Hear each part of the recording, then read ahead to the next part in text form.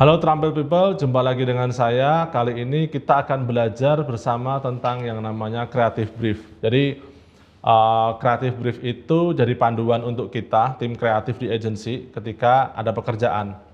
Creative Brief itu datangnya dari tim account biasanya, tapi sebelum dibagikan ke tim kreatif, sebenarnya ada analisa dari tim planner sebenarnya, dari tim account, dari tim data, sebenarnya sudah ada analisa sehingga ketika diberikan ke kreatif, itu sesuatu yang sudah matang. Detail dalam creative brief itu bisa juga berbeda-beda. Ada yang isinya panjang, ada yang isinya pendek juga.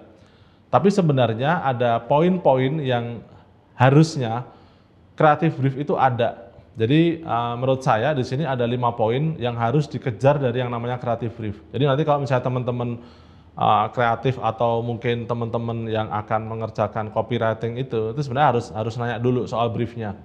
Di brief itu akan ada apa aja yang dikejar tuh. Jadi yang pertama harus kita kejar dari brief itu adalah objektifnya. Tujuan komunikasinya apa di sini? Apakah ini untuk perkenalan produk baru saat dia launching?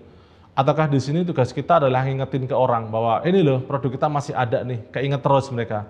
Atau misalnya kita mau gunain ini untuk komunikasiin promo kita. Atau kita mau ngomong tentang adanya website baru misalnya. Atau kita punya hal khusus yang kita pengen sampaikan misalnya. Jadi itu harus jelas dalam setiap brief itu pastikan objektifnya ada, tujuan komunikasinya ada. Yang kedua adalah tentang message. Pesan utama kita apa nih? Kita mau ngomong apa? Kita mau orang tuh nangkepnya apa di sini? Apakah di sini nanti harus ada call to action ke produk? Ataukah kita nanti mau ngajak orang download? Itu tuh harus jelas. Message yang ada di dalam komunikasi kita. Itu harus ada dalam brief. Nah, yang ketiga itu adalah soal target. Jadi target audiens kita siapa? Kita mau ngomong ke siapa? Dan ini harus cukup spesifik. Target itu nggak bisa general dan kita nggak bisa berasumsi. Jadi kita kadang-kadang memang harus tanya dengan detail. Targetnya siapa? Nggak bisa itu. Target yang namanya target itu semua orang gitu, itu nggak bisa. Misalnya kemarin ada contoh targetnya semua gamer tuh. Oh nggak bisa, karena gamer pun akan spesifik. Gamer yang dia pakai konsol atau dia pakai gadget misalnya, dia dari HP misalnya, mobile gitu. Jadi itu harus dipastikan target audiensnya harus sangat spesifik. Bahkan misalnya contoh kayak produk untuk anak gitu loh.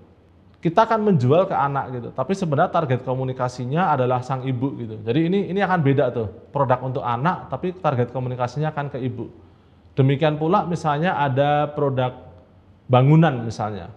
Targetnya memang pemilik kita akan menjualnya ke pemilik rumah, tapi sebenarnya targetnya adalah ke mandor ataupun tukang yang mereka melakukan renovasi. Jadi ini perlu jelas dikenalin dalam brief itu siapa yang jadi target utamanya.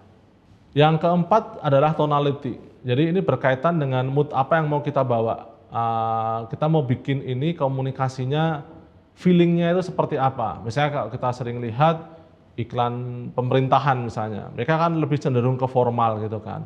Sementara ada beberapa iklan ke produk yang mereka kan lebih emosional. Ada juga yang sifatnya akan lebih ke casual aja, jangan terlalu emosional segala macam. Nah, kalau kita di agensi biasanya tuh sebenarnya ini lebih ke 3 hal gitu. Mau bikin orang ketawa, mau bikin mereka senyum, atau mau bikin mereka sampai menangis. Jadi itu yang menjadi patokan di tonality. Dan di brief ini juga harus jelas. Kita harus tanya tonality kita nanti dari materi komunikasi kita itu harusnya kan seperti apa? Bikin orang senyum, ketawa atau nangis nih. Mau formal ataupun casual nih. Itu harus dikejar juga. Yang kelima itu soal medium atau output. Jadi komunikasi kita itu harus jelas juga. Nanti dalam brief itu harus jelas juga. Nanti keluarnya bentuknya apa nih? Apakah bentuknya key visual, print, static, gambar dan teks aja, atau dia audio visual tuh?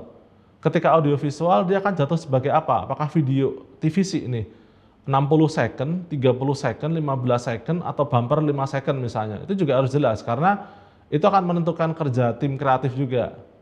Teman-teman yang mengerjakan copywriting pun juga akan harus tahu ini karena mengerjakan 60 second dan 5 second pasti akan sangat beda.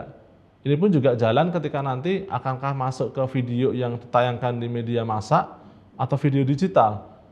Begitu pula ketika POSM atau OOH itu nanti bentuknya akan billboard yang copy mungkin akan lebih sedikit atau lebih ke brosur POSM yang copy mungkin bisa agak banyak. Jadi harus jelas.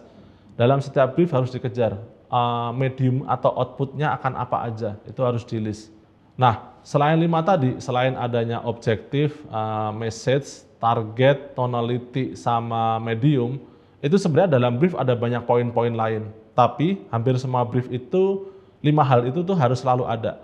Nah, jadi 5 hal itu yang prioritas teman-teman harus tahu ketika mengerjakan project copywriting. Teman-teman harus tanya message-nya, objektifnya apa, tonality-nya seperti apa, medium apa, itu semua harus teman-teman cari tahu dulu.